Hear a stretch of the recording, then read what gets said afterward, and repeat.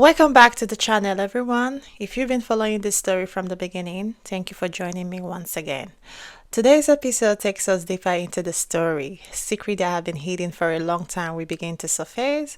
For those who may be joining us for the first time, this is an ongoing series, so I highly recommend watching the earlier episodes to experience the full journey from the beginning. And to all my returning viewers, thank you for your continued support. If you are enjoying this series, don't forget to subscribe.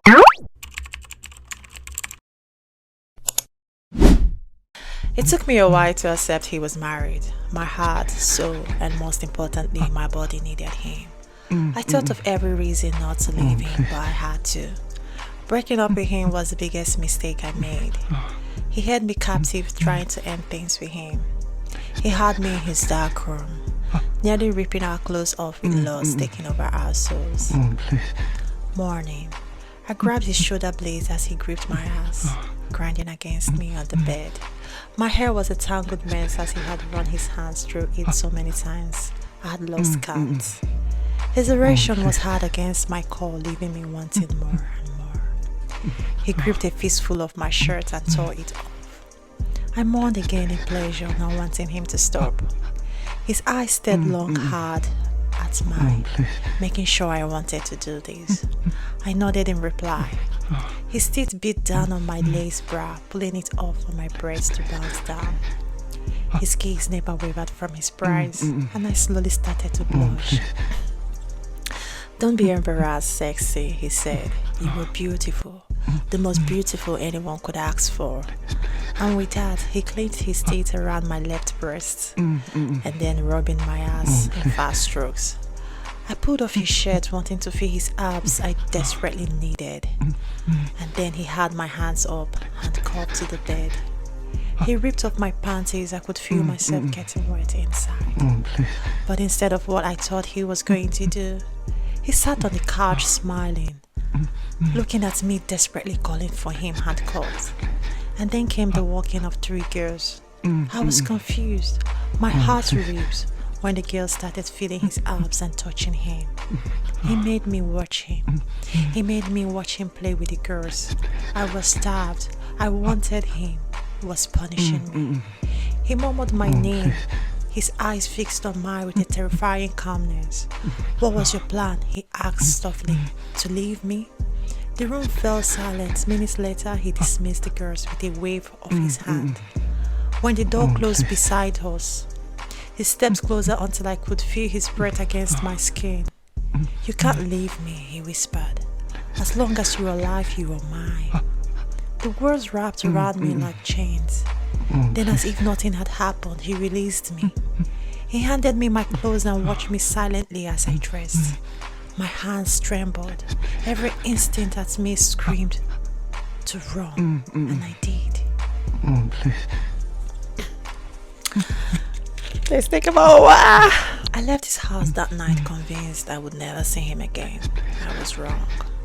No matter how far I ran, he always found a way back into my life. Days turned into weeks. Weeks became months. Every time I swore I was done, his voice found me. A message, a phone call, a surprise appearance in places he shouldn't have known I would be. The worst part was that I stopped fighting it. My obsession with him grew into something dangerous. He was married. I knew it. I knew every reason I should leave. But logic no longer had its place in my life. Twice I became pregnant. Twice he convinced me that keeping the baby would ruin everything. And twice I listened. Each decision left another crack in my soul. Yet, somehow, my need for him only grew stronger. Soon he wasn't just controlling my heart, he was controlling my choices. My friendships disappeared. My family barely recognized me. Every major decision somehow required his approval. Then came the drugs. My life was collapsing around me. Yet, he kept pulling me deeper. Paris, Dubai, Italy, places most people only dreamed of visiting became the backdrops to our secret life. Luxury hotels, private villas, hidden parties behind locked doors. Every country revealed another side of him, another secret, another fantasy. And everywhere we went, people seemed to know him. Powerful people, dangerous people, men who lowered their voices when he entered the room, women who looked at him with fear disguised as admiration. Then one day, during one of our trips, he invited a strictly beautiful woman to join us, the kind of woman who turned heads without trying, whose smile concealed secrets, whose eyes seemed to carry a warning. At first, I thought she was just another guest in his strange world. The experience was intoxicating. The two of us shared moments that felt forbidding, dangerous, and unreal. It was a kind of fantasy people whispered about but never admitted wanting. Then, when the night was over and the masks began to fall off, he casually introduced me to her. This is my wife. The word hit me like ice water. His wife. I stared at her, trying to make sense of what I had just heard. She looked away, her expression unreadable. Shock gave way to confusion. Why would a man bring his wife into something like this? Why would a woman allow it? The answer would come later. Over the following months, she joined us several times, but something about her always seemed wrong. She never looked comfortable. Every smile appeared forced. She wasn't struggling because of me, she was struggling because of him. Watching her husband grow closer to another woman was slowly destroying her. He often spoke about love as if it were a disposable object. Love fades, he would say coldly, and when it fades, you throw it away. He repeated it so often that it sounded less like an opinion and more like a threat. And I began to wonder, had his love for his wife already faded, or was he simply waiting for the right moment? There were other things that troubled me. She never had children. At first, I thought it was a choice. Later, she confessed it wasn't. He had warned her against it from the beginning. No children, no family. No ties strong enough to keep her. The more I learned about their marriage, the darker it became. Then something unexpected happened. She and I grew closer. It didn't just happen all at once. It began with stolen conversation when he wasn't around. Long nights sitting across from each other, speaking in hushed voices while the rest of the world slept. For the first time, I saw beyond her beauty. I saw the loneliness, the fear, the sadness she carried behind those elegant smiles. One evening, after another argument with him, she came to my room. Her eyes were red from crying. She sat beside me in silence, her shoulder brushing against mine. The air between us felt heavy with unspoken truths. When she finally broke down, I held her. At first, she resisted, trying to maintain the walls she had spent years building around herself. But eventually, she surrendered to the comfort she could no longer find in her husband. For a brief moment, she rested her head against my chest and simply breathed. No lies, no competition, no fear. Just two women trapped in the same nightmare. Those moments became our secret. One particular night, the rain fell harder than usual. The house felt haunted by silence. She sat beside me on the edge of the bed, her hands trembling slightly as she stared at me. "Leave him while you can," she whispered. I turned towards her. The sadness in her eyes seemed endless. Without thinking, I reached for her hands. This time, she didn't pull away. Instead, her fingers intertwined with mine. The gesture was small, yet it felt far more intimate than any of us expected. She looked at our joined hands before lifting her gaze to meet mine. For a long moment, neither of us moved. The tension between us had been building for months, hidden beneath friendship, fear, and shared loneliness. There was nowhere left for us to hide. Her eyes drifted to my lips before quickly returning to my eyes. The movement was subtle, but I noticed, and judging by the way her breath caught, she knew I had. "Leave while you still can," she said, softly. "Why?" "Because one day he will choose between us." The words hung heavily in the darkness. I shook my head. A faint sadness crossed her face. Before I could respond, she reached up and brushed a strand of hair behind my ear. The touch lingered. Neither of us seemed willing to break the moment. Slowly, cautiously, she moved closer. Close enough for me to feel the warmth of her breath. Close enough for me to see the uncertainty in her eyes. as though she was asking a question she was afraid to say aloud. When our foreheads touched, she closed her eyes. The world outside disappeared. There was only the sound of the rain, only the feeling of her hands tightened around mine, only the ache of two lonely hearts seeking comfort in the wrong place. When our lips finally met, the kiss was soft. She pulled back slightly, searching for my face. I didn't move away, neither did she.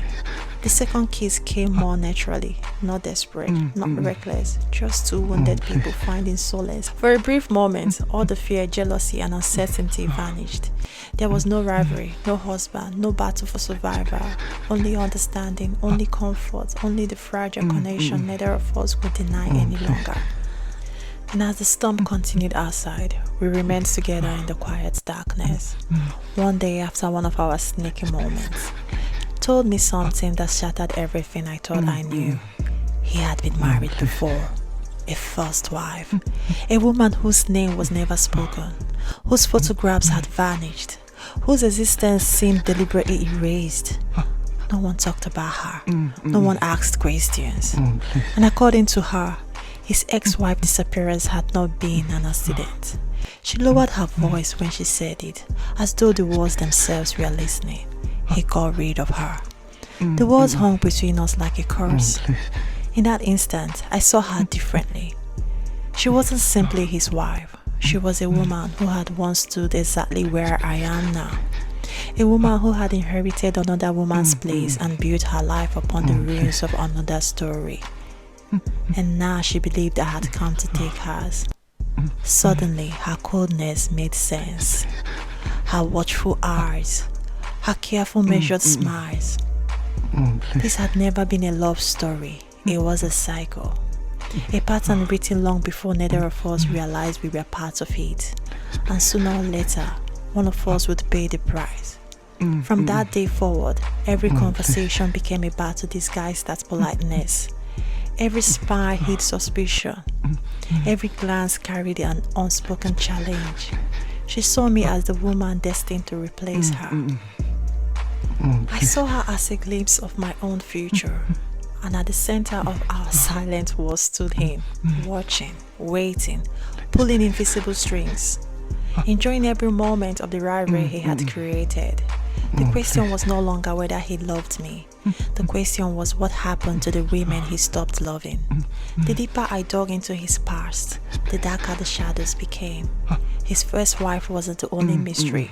There were other secrets, other lies, other women whose stories ended abruptly, as though someone had torn the final pages from the book. And buried beneath it all was the truth so terrifying that neither of us was prepared to face. His wife and I believed we were fighting each other, but we were merely players in a game designed by a man who never intended for neither of us to win.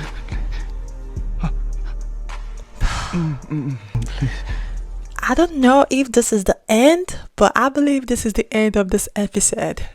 Guys, if you really enjoy this, please don't forget to comment, share, and leave a like button, and also do where to subscribe if you haven't subscribed. I still remain your favorite girl, Grachi Bestowed, aka Ratchet Queen, aka Miraculous, aka Adrenaline Jokey. Thank you so much, guys, for listening, and thank you so much, guys, for listening to the end. And do it to please share your anonymous message. We want to know who sent it. We just read it out because there will be days for anonymous messages. So do it to share anonymous messages with us. Thank you so much, and till the next time.